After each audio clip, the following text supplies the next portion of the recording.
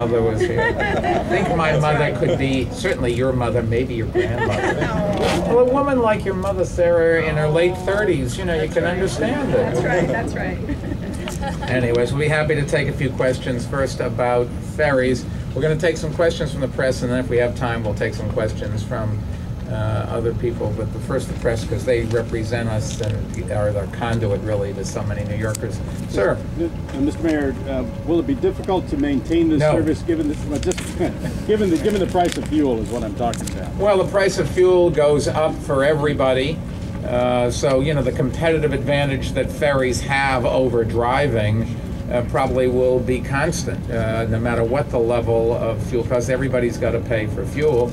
And this, because it's a form of mass transit, is a very efficient per capita ways of moving people. The worst is when you drive your own car, particularly if you're the only one in it.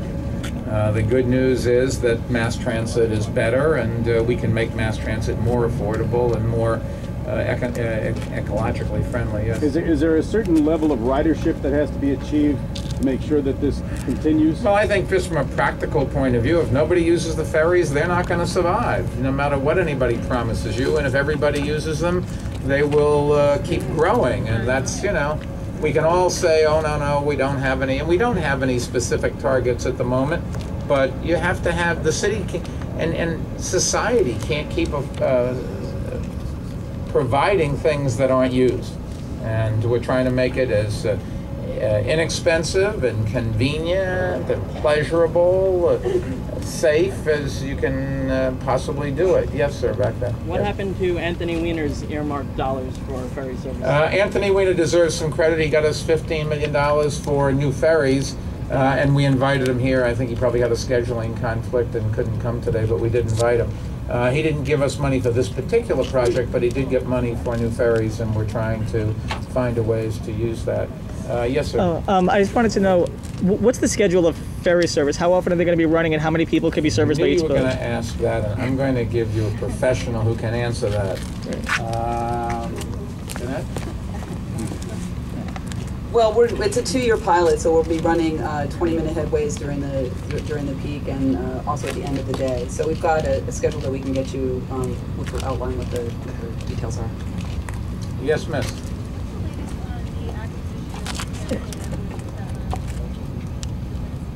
I have no idea. You know, we can't say that it's Staten Island for ferry service.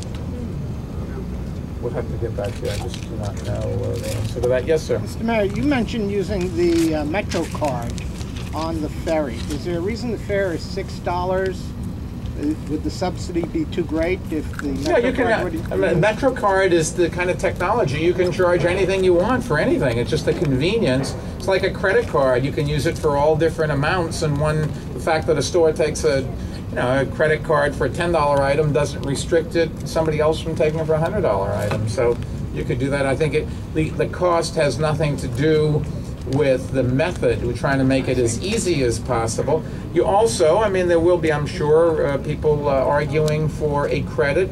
The last time I was on the tram, Congresswoman from Roosevelt Island, I will say I was very impressed. I took the tram over, I walked over to the Lex, and got on, ran my card through, and said free because you'd already paid 20 minutes ago.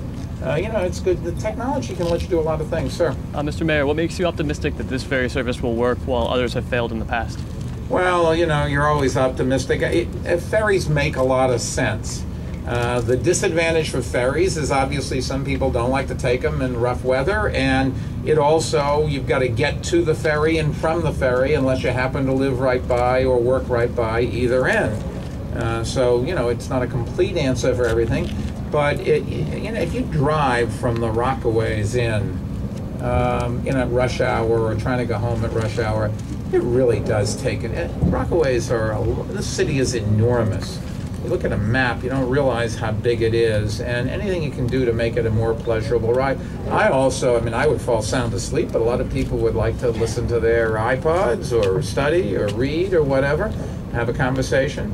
Yeah, it's a nice ways to travel, and the views are also great, and the speaker wants to add to that. I do think. Well, just another important thing to know why I think this time the ferry service is much more likely to work out is this fare of $6 is probably the lowest ferry fare we've ever seen in the city. And in the past, the ferry fares have been much, much higher. So the ferry service has therefore kind of ended up catering to folks who, had more resources.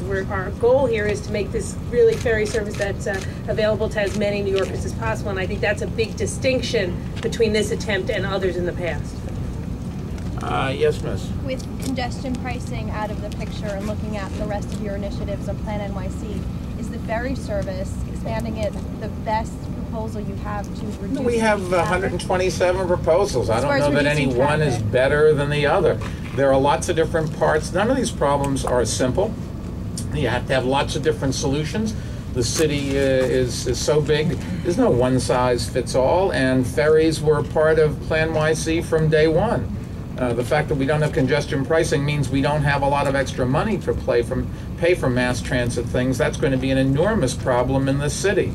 And it's strangling the development of the city, the economy, and it's going to cost a lot of people jobs. The thing is, people who don't get a job because we don't have congestion pricing aren't organized and can go out there and yell and scream, but they do suffer. We'll take other topics. Yes, miss. Mayor, the rent guidelines board is expected to call for a 10% increase for one-year renewals, 20% for 2 years. Do you think that's an appropriate amount? I have no idea. That's why we have a rent guidelines board, so they can look at the things without political considerations. I think they've shown in the past that they do that. When everybody's yelling and screaming on both sides, they probably aren't subject to the politics of it, and that's why they were put there. We'll get to you, sir. I haven't forgotten you. Let me just take care of the press, and you, I guarantee, will get a question. Well, do we have time for anybody else? I don't know, but you're going to get it. Yes, sir. What about the plan for a Racino or casino at Aqueduct Racetrack? It looks like it's coming a reality. Look, I have always said I don't think that gambling is a solution to our problems. I don't know any place where it's helped the surrounding communities. The dedicating the revenues to something like education, since all money's fungible, tends to be a sham. It's plain and simple just a regressive ways to raise money for government. If you're going to do it, however, the city should share in it. It's an outrage if we don't.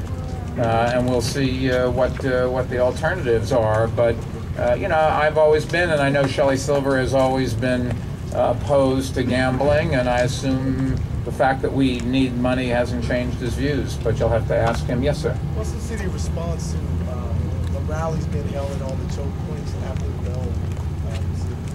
Well, as long as rallies are peaceful and don't disrupt take away other people's rights who don't want to protest, I think it's one of the great things about America. You can't do that in most parts of the world. You can do it here. And, if people want to express themselves, that's fine, as long as they do it in the right ways. Yes.